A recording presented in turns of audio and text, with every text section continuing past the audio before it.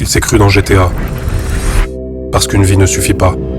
Le 10 août 2018, à 19h32, un avion censé rester au sol jusqu'au lendemain est en train d'accélérer sur le tarmac de l'aéroport de Seattle. À son bord, un opérateur sol d'une compagnie aérienne, seul, s'est infiltré dans l'appareil.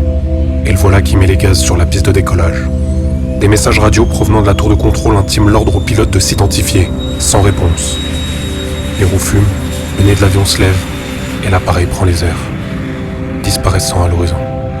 Les autorités sont prévenues et le silence provenant du véhicule inquiète tout le monde jusqu'à ce que... Hey, Horizon Ground, you on? Do you have a ground, I mean? Who's transmitting on ramp? Horizon Guy, 449 Quebec X-ray. Yeah, 449. What can I do for you? Hey, I found myself in a bit of a predicament. I'm in the air right now and just kind of soaring around. Yeah, 449. So you hijacked the plane is what you're saying? Yeah, I'm afraid I did.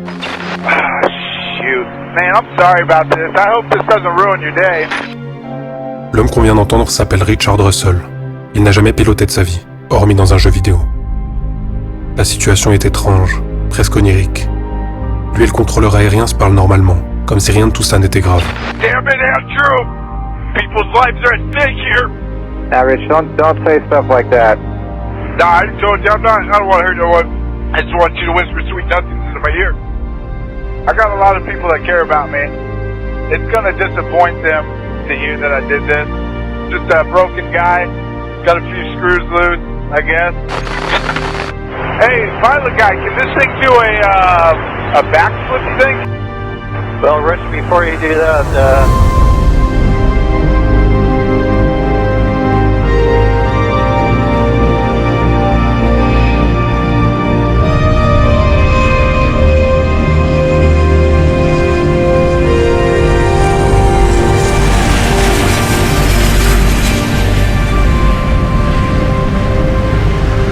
congratulations, you did that. Now let's try to land that airplane safely and not hurt anybody on the ground. Alright. Nah, damn it, I don't know, man, I don't know. I don't want to, I was kind of hoping that was going to be it, you know? Deux F-15 tentent d'orienter l'avion vers l'océan, sans lui tirer dessus. Et puis à 20h43, après plus d'une heure à vivre pleinement sa vie brisée, Richard Russell fonce droit vers le sol et s'écrase sur une île, sans tuer personne. Il achève alors une vie qui semble avoir déçu, après avoir voltigé comme dans un rêve.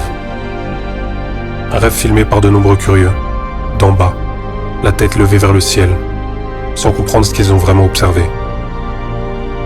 Mais avec le sentiment étrange qu'ils n'auraient jamais pu rêver si grand. On l'appelle dorénavant le roi du ciel.